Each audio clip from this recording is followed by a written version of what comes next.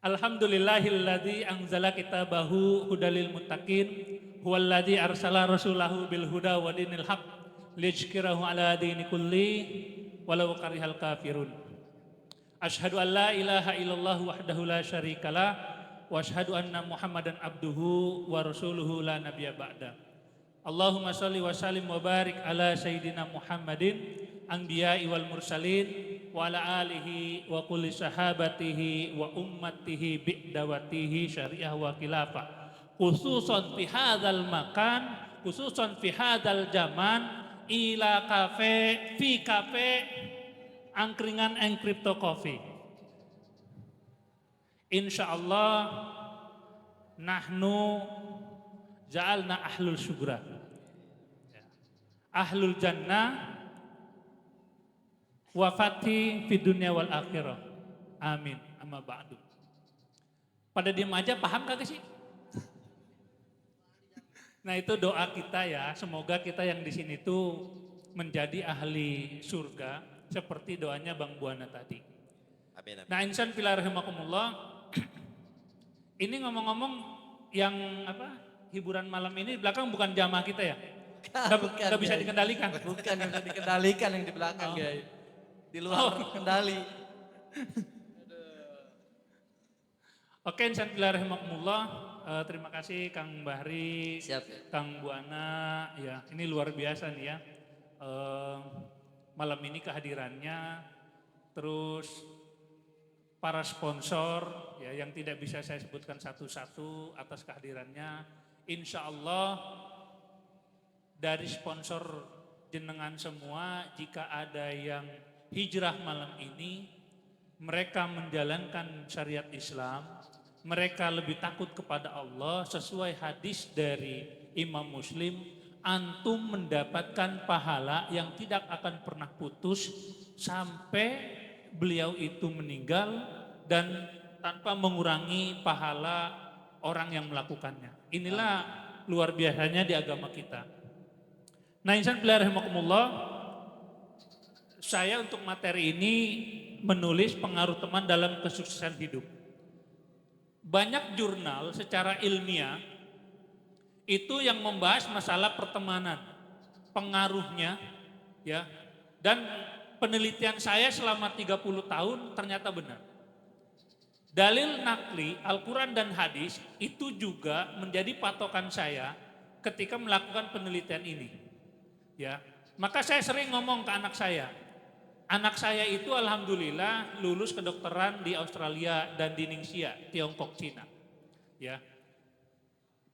Anak saya selalu ngomong, dan materi ini juga saya kirim ke anak saya gitu. Nah, ini penelitian Abi, tolong dipelajari. Bagaimana mereka bisa berteman dan sebagainya. Jadi saya juga ngomong ke mereka, ke anak saya. Nah, perbanyaklah teman. Kalau teman muslim begini, teman non muslim begini, teman baik begini, teman non baik begini. Semuanya lengkap. Dan alhamdulillah kemarin saya baru pulang dari Ningxia di dekat Kirgistan itu, anak saya sudah saya lepas. Sampai sekarang normal-normal saja. Bagus dan menjadi banyak teman. Jadi anak saya juga bertanya bagaimana Nabi berteman dengan orang-orang yang heterogen, yang berbeda-beda. Jadi anak saya itu berteman dengan orang Pakistan, India, Qatar, Uni Emirat, Spanyol, ya, Australia juga ada. Kok orang Cina mengebadeg ya dari situ, ya, sama orang-orang Eropa Timur. Awas, Bukan kereta, ngeri. Dari tadi juga cuma gak lewat-lewat ditungguin. Bistayo tadi, ada Bistayo. Kaget. Jadi yang heterogen itu bagaimana? Nah anak saya itu udah hafal insya Allah, jadi dia bisa menjalani itu semua. Nah insya Allah kita akan membahas apa perbedaan teman dan sahabat. Emang beda ya? Beda dong. Ya.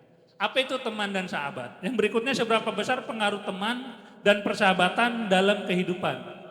Dan apakah kesuksesan dapat dimulai dari pertemanan dan persahabatan? Ini yang akan kita bahas. Ada lebih dari 40 ayat. Ini tulisan saya sendiri. Saya meneliti satu persatu ayat. Ya, itu ada 40 lebih ternyata. Ya. Ayat yang menyatakan terkait dengan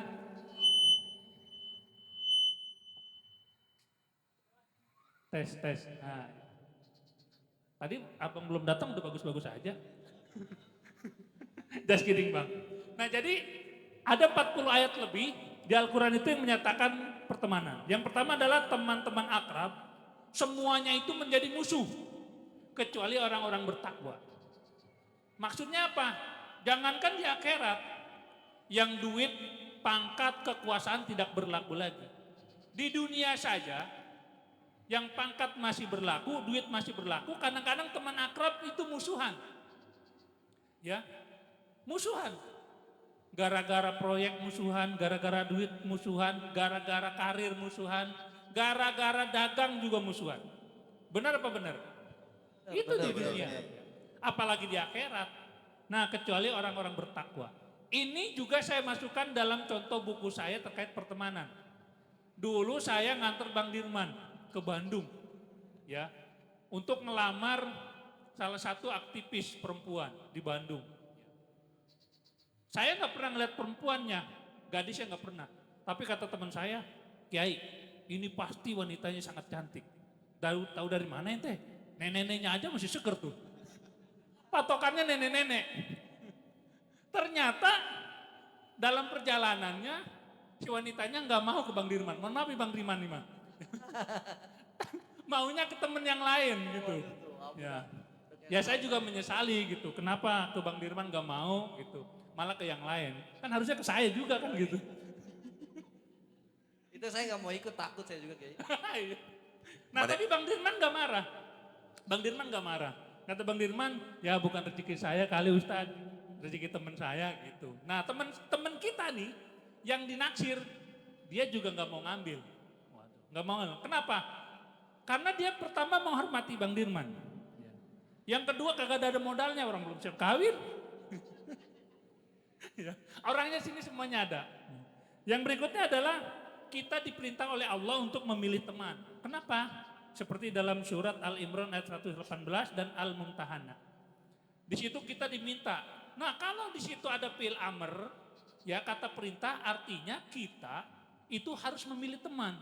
Karena ini yang menyuruh kita ini Allah. Ya. Nanti efeknya bagaimana kita akan bahas. Yang berikutnya adalah teman seburuk-buruknya itu dalam surat An-Nisa adalah setan. Sedangkan setan itu ada dua. Minal jinnati wan nas. Setan itu ada dari golongan jin, ya yang bersemayam di hati nih, yang suka ngebisikin minas suduri, di hati yang paling dalam. Kalau kita lagi sholat, nggak ada Kang Bahri, nggak ada Bang Buana sendirian. Di pikiran kita, aduh, utang bayar utang, atau aduh, ada dangdutan nih tanggung sholat nih. Nah itu setan dari golongan jin. Nah setan dari golongan manusia adalah teman buruk, teman toksik. Ya, seperti dalam surat An-Nisa ayat 38 dan 139. Saya hanya baca generalnya saja, yang lain nanti akan kita bahas di kesempatan yang lain. Usaha dan penyesalan memilih teman yang buruk. Wah ini ayatnya banyak banget nih ya. Di nomor 4 itu, orang udah berusaha memilih teman. Ternyata temannya buruk. Nah itu di dunia nyesel, di akhirat juga nyesel. Di dunia nyeselnya apa? Gak bakal maju hidup kita. Ya. Di akhirat apa nyeselnya? Ya seperti yang disampaikan oleh Bang Bun tadi. Yaitu kita menyesal karena kita tidak bertakwa. Gara-gara teman kita yang toksik tadi. Yang berikutnya adalah di akhirat itu teman mengabaikan temannya. Tadi malam enggak sengaja. Hari Jumat saya pulang dari kantor, di mobil saya setel nggak sengaja ketemu podcast Roma Irama. Terlalu. Nah di situ podcast itu membahas Mongol, si Mongol, ya. Dia ngomong, Bang Haji, yang intinya begini ya. Intinya begini. Bang Haji, dulu mah kita susah jualan koran, gak ada temen yang ngedeketin. Nah ini, pas kita udah sejamnya 8 juta kata dia. 10 menitnya 8 juta, 15 menit 40 juta, semua orang pada ngaku temen. Kita kalau dipanggil bulan Desember Natalan ke Manado. Diteleponlah oleh orang-orang Manado. Ngol, kapan lu balik ke Manado? Ini mau Natalan, kata Mongol. Mohon maaf Bu, tahun ini mah saya ganti agama dulu dah. Karena kalau pulang habis duitnya. Nah dia mengatakan bahwa pertemanan itu penting. Itu Mongol mengatakan begitu. Bahwa ada teman yang menjauhi kita ketika susah. Ketika kita jaya, dia datang. Nah itu juga bagian dari teman mengabaikan teman. Apalagi nanti di akhirat. Yang berikutnya ada teman yang paling baik. Teman yang paling baik itu adalah sahabat yang bertakwa. Sahabat yang paling bertakwa itu adalah, tadi lagi lagunya Rhoma Irama. Hanya istri saleha, lebih sempurna 4, begitu. Kalau kata Bang Andi. Berat. Ini berat ya itu. Ini di YouTube dipotong nggak? Berat itu guys, berat. Nah yang berikutnya adalah menyesal karena salah memilih teman. Itu penyesalan dah teman. Kalau di akhirat kalau kita salah memilih teman. Yang berikutnya adalah akibat salah memilih teman. Nah akibat ini repot. Di dunia kalau kita salah memilih teman, gini, seseorang itu bersikap, berperilaku, menasihati, memberikan saran, merekomendasi, itu berdasarkan pemahamannya. Ya, berdasarkan pemahamannya. Saya tadi kesini sama Kang Awi satu mobil. Ya, Kang Awi nanya, Kiai pakai sarung enggak? Saya juga bingung ya. Pemahaman saya di KP mah kayaknya jarang pakai sarung dah. Ini ada Kiai. Cuma dia nih. Cuma dia ada. Ini tahun 80 Kiai lahir. Oh iya. 80 wajar ya. Oh iya, ini KP-nya KP 80-an ya. Bapak. 80 1780 tapi Iya. bukan 1980 1780. Nah, saya pakai, kayaknya kalau di kafe nih saya pakai jas aja lah, pakai kaos gitu ya, pakai topi gak usah pakai peci gitu ya. Pas ngeliatin dua kawan kita ini, saya masih minder juga, saya pakai sendal. Saya baru pulang dinas kayaknya. Nah, jadi kalau teman itu dia akan menyarankan, kasih sayang saja tidak cukup. Kadang kan teman-teman sayang, tapi karena dia bodoh, karena dia pemahamannya kurang bagus, kadang-kadang memberikan solusi justru yang menjerumuskan.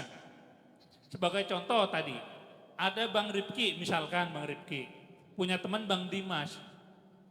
Bang Ripki sedang kesusahan uang, ya, sekolah anaknya minta bayaran, kredit panci hari Kemisan udah nongol, ya kan, mertuanya pengen umroh, pengen dijajanin, pusing dah Bang Ripki, ya.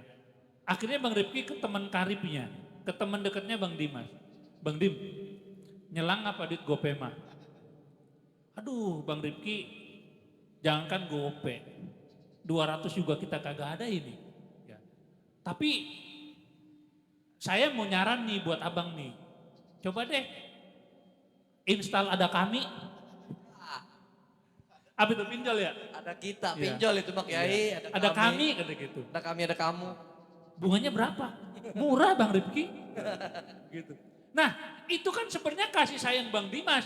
Tapi karena Bang Dimasnya itu tidak paham misalkan. Maka dia hanya menyarankan yang ada di otaknya. Berbeda dengan Bang Ripki misalkan. Ngomong ke Bang Punto. Bang Pun, misalkan Bang Punto orang bertakwa nih ya. Orang tahu, pinter lah gitu. Bang Pun, saya nggak ada duit nih. Bolehlah nyelang gopenya. Sini, kita ke pojokan nangis bareng.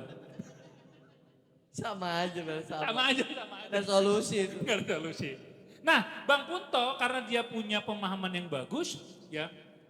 Terus kelihatan muka-muka Bang Ripki mau install Ada Kami. Oleh Bang Punto jangan. Pokoknya jangan. Itu haram, itu ribawi. Hidup ente nggak bakal berkah. Ya. Ane punya temen. Ane nggak punya duit memang Bang Ripki. Tapi Ane punya temen yang punya duit. Ya. Ini Ane selangin dah. Nah bisa tuh Bang Punto ke temen yang lain, minta tolong dan sebagainya. Atau ada kan di kita nih sering ada ngechat mendadak ya. Ada ngechat mendadak, ada yang ngebenerin genteng mendadak. Ya kan ada kan sering tuh di kita ya. Bener. Ya. Saya masih ingat tuh dulu Bang Dirman ngechat rumah Bang Dimas kalau nggak salah tuh. Ya. Nah itu kan bagian dari pertemanan. Seandainya teman kita buruk pasti kita akan dijerumuskan. Bukan karena dia nggak sayang, dia sayang. Tapi dia tidak punya solusi Islam.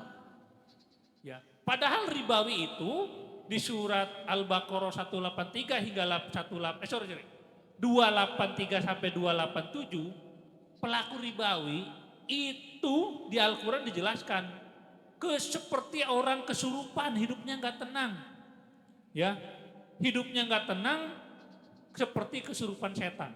Ya, kalau nggak baca silakan, misalnya kalau ada waktu silakan dibaca ayatnya dengan artinya. Nah kalau dalam tadi, kalau teman-temannya memiliki pemahaman yang bagus, wawasannya luas, temannya banyak, pasti ada solusi. Yang berikutnya adalah syafaat orang jalim dan temannya tidak diterima. Ini ada di surat Ghafir ayat 18. Kalau teman-teman nyari surat Ghafir, gak bakal ada. Karena surat Ghafir itu nama lainnya adalah surat Al-Mu'min atau At-Tazwil, nama lainnya ya. Jadi kalau ke Afrika nyari surat Al-Mu'min kagak ada, adanya surat Al-Ghafir atau surat Al-Tawil gitu ya. Nah ini dijelaskan bahwa syafaat orang jolim itu tidak diterima. Syafaat itu apa sih? Syafaat itu meminta pertolongan, meminta izin kepada Allah untuk menolong. Itu tidak diterima. Yang berikutnya adalah para penghuni surga tur ke neraka cuma lihat teman yang sesat. Ya. Jadi kalau tadi antum di neraka, antum sesat enggak? Kalau sesat dilongok doang. Hai begitu. Jadi kalau di surat, ini mohon maaf ya ketahuan saya boleh minjemnya nih, murang miring mulu. Bulan depan beli 6 nih. Saya kira baru itu dari tadi Mas Wil. Handphone baru. Ya. Lagi tanggalnya. Bulan depan beli 6. Yaitu bahwa penghuni surga itu yang disesatkan oleh orang, lalu dia menolak, dia masuk surga, dia akan tur. Dia akan tur dikasih oleh Allah kesempatan untuk melihat teman-temannya di surga. Di neraka. Ya. Ketika dia ke neraka, dia akan bertemu dua golongan. Yang pertama temennya yang dulu menyesatkan, ya, weh gue mau ngaji nih, jangan ngaji lah, begitu-gitu aja. Ngapain lo ngaji sama Kang Bahri? Kang Bahri mah nggak bisa ngajar, dia mah dispo tuh, bisa dia dispo. Ya. Nah itu yang begitu-gitu yang menghalangi ngaji, aduh saya nggak kuat lah di halakoh begini, saya nggak kuat ngaji lah begini. Ya ada temennya, kita keluar aja bareng. Ya gitu. Nah itu tuh, nah nanti kalau misalkan kita ke neraka, kalau kita orang itu ke neraka melihat dia, itu hanya dilongok. Ya. Kang Bang Buana tolongin kita dong. Oh lu, oh ya udah gitu doang. Tapi kalau misalkan Bang Buana itu orang yang bertakwa, ya, dia akan menghadap Allah. Ya Rob, di sana ada Bang Buana, teman saya, ya, yang biasa halako, yang biasa berjuang bareng, yang biasa ngaji bareng, yang biasa panas-panasan bareng untuk menuntut ilmu, ngajak orang, ya, kontak dan sebagainya, itu teman saya. Siapa? Buana. Maka Allah akan mengutus malaikat. Wahai malaikat, ambil dia. Kata malaikat, ya Allah, bagaimana aku mengetahuinya? Orang udah angus. Ini serius obrolannya nih. Nah, lalu kata Allah apa? Yang intinya, tanda sujud tidak akan terbakar oleh api neraka. Nah jadi Bang Buana kelihatan tanda sujudnya doang. Orangnya udah angus. Udah gosong. Lah daripada kagak diambil Bang. Ya, benar juga sih. Ntar dibalikin. Iya. Maka Allah ciptakan lagi tanda sujudnya itu dengan tulang ekor, ya, berwujud Bang Buana umur 30 tahunan. Masya Allah. 20 nggak bisa 20. 20 nggak bisa kayak. 17 ya Kita kelihatan udah tua Di hadisnya juga 30. Di hadisnya 30 nawar lagi. Itu pas mantes. Masih 20-an kayaknya lebih kayak. Ya kalau 20-an masih cabe-cabean. Kalau 30 udah banyak pikiran kayaknya. Kalau di surga mah kagak, kalau di surga mah. Jangan kayak Bang Dimas. Ya, 29 ubanan udah. Yang berikutnya adalah teman tidak memikul dosa teman dan kerabatnya yang lain. Itu betul. Ya, itu betul. Kita akan memikul apa yang kita usahakan saja. Begitu juga dalam sebuah hadis, ya banyak hadis terkait dengan pertemanan ini. Nanti kalau bukunya dicetak, silakan ya beli bang. Beli. Bismillahirrahmanirrahim. Ingin tahu cara mendidik ala Rasulullah Shallallahu Alaihi Wasallam atau takdibuna? Ikuti terus channel atau kajian Madu.